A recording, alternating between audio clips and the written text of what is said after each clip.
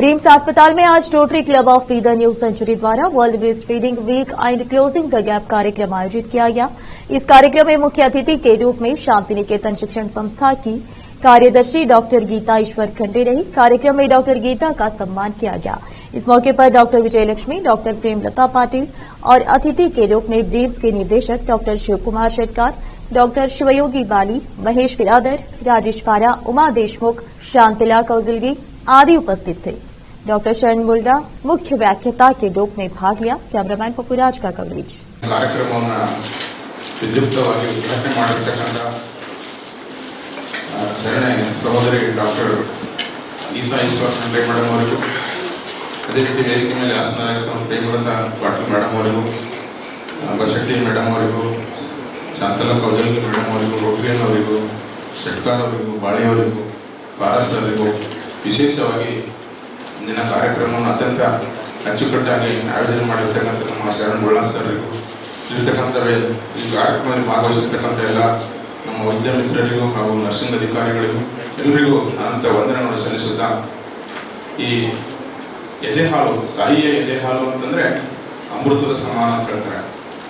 ಕಾರಣ ಏನಂತಂದರೆ ಈ ಎದೆಹಾಲು ಕುಡಿಸೋದ್ರಿಂದ ಮಗುವಿಗೆ ದೈಹಿಕ ಮತ್ತು ಮಾನವ ಒಬ್ಬರು ಕೌನ್ಸಿಲರ್ ಇದ್ದಾರೆ ಮತ್ತು ಎಲ್ಲ ನಮ್ಮ ನರ್ಸಿಂಗ್ ಅಧಿಕಾರಿಗಳು ಕೂಡ ಇದರಲ್ಲಿ ತರಬೇತಿ ಕೊಡಲಾಗಿದೆ.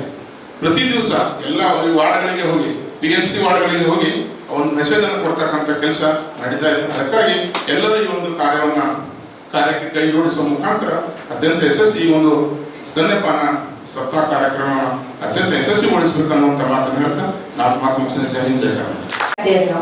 The gap what we want to fill here is most of the mothers are working mothers. So they are stopping the breastfeeding at around 1.5-2 months and joining the duties. The government has of course given the postnatal leave for 6 months, but sometimes they will apply 2 months earlier the leave, and so that they are unable to stay at home for 6 months. At that time they plan to start the top milk.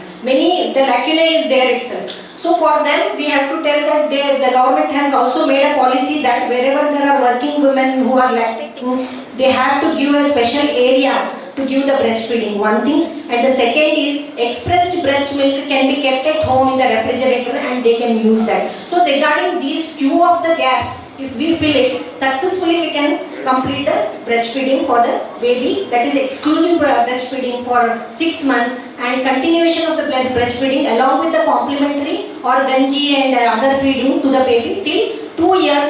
The mother can feed the baby in her parturition or postnatal period. So these gaps I request everyone to fill. ದೇಶನ ಕೇಳದೇ ಬೇಕಾಗಿಲ್ಲ. ಎಲ್ಲ ತಾಯಿಯಂದಿರು ತಮ್ಮ ಮಕ್ಕಳಿಗೆ ಹಾಲು ಕುಡಿಸ್ತಾರೆ. ಅಲ್ಲಿ ಯಾಕೆ ಹೇಳಕ್ ಬಂದದ ಅಂತಂದ್ರೆ ಮಾಡರ್ನೈಸೇಷನ್ ಆಗಿದೆ. ಮಾಡರ್ನೈಸೇಷನ್ ಆಗಿ ಎಷ್ಟೋ ಜನ ನಾವು ಹಾಲು ಕುಡಿಸೋದು ಬಿಡಕತ್ತೇವೆ. ಅಂದ್ರೆ ಫಸ್ಟ್ 6 ತಿಂಗಳ ಮಕ್ಕಳಿಗೆ ಎಕ್ಸ್ಕ್ಲೂಸಿವ್ ಬ್ರೆಸ್ಟ್ ಫೀಡಿಂಗ್ ಮಾಡೋದ್ರಿಂದ ಎಷ್ಟೆಲ್ಲ ನಾವು ಮಗಳಿಗೆ ತಾಯಿಯಿಂದ ಮಗುವಿಗೆ ರೋಗ ನಿರೋಧಕ ಶಕ್ತಿ ತಂದ್ಕೊಡ್ಬೋದು. ಆಮೇಲೆ ಮತ್ತೆ ತಾಯಿಗೆ ಬೇಗ ಮಗುವಾಗಲಾರ್ದಂಗ ನ್ಯಾಚುರಲ್ ಕಾಂಟ್ರಾಸೆಪ್ಟಿವ್ ಅಂತ ಬರ್ತದ, ಬೇಗ ಮಕ್ಕಳಾಗಲಾರ್ದಂಗ. ಈಗ ಎಲ್ಲ ಏನಂದ್ರೆ ಎಷ್ಟು ನಮ್ದು ಹಾಲು ಕುಡಿಸೋದ್ರಿಂದ ಬಹಳ ಇದು ಅಲ್ಲ. ನೋಡ್ರಿ, ಹಿಂದಿನ ತಾಯಿಯವರು ಏನ್ ಹೇಳ್ತಿದ್ರು ಅಂತಂದ್ರೆ ಆಚಾರಕರ ಸಾಗು ನೀತಿಗೆ ಬರುವಾಗು ಮಾತಿನಲ್ಲಿ ಚೂಡಾಮಣಿಯಾಗು ನನ್ನ ಕಂದ, ಜಗಕ್ಕೆಲ್ಲ ನೀ ಜ್ಯೋತಿಯಾಗು ಅಂತ ಹೇಳಿದ್ರು. ಅಂದ್ರೆ ಇಷ್ಟ ಪ್ರೀತಿಯಿಂದ ಆದಿಬಾ ಕಂದಯ್ಯ ಅಂಗಾಲ ತೊಳೆದೇನೆ, ತೆಂಗಿನಕಾಯಿ ತಿಳಿನೀರು ತಕೊಂಡು ಬಂಗಾರದ ಪಾದ ತೊಳೆದೇನೆ ಅಂದ್ರೆ ಇಷ್ಟ ಅಂದ್ರೆ ಈಗ ಫೀಡಿ so that it will coming more milk will be secreted. But one more thing is that after feeding the baby, that involution of the uterus will be normal and uterus will come to a normal size. It will avoid the cancer and for the mother it acts as a contraceptive. So many things are there with the breastfeeding, profits for the mother, what a beneficiary to the mother. So we have to proceed, we have to promote, we have to give awareness regarding the public for the breastfeeding. Thank you for giving me an opportunity.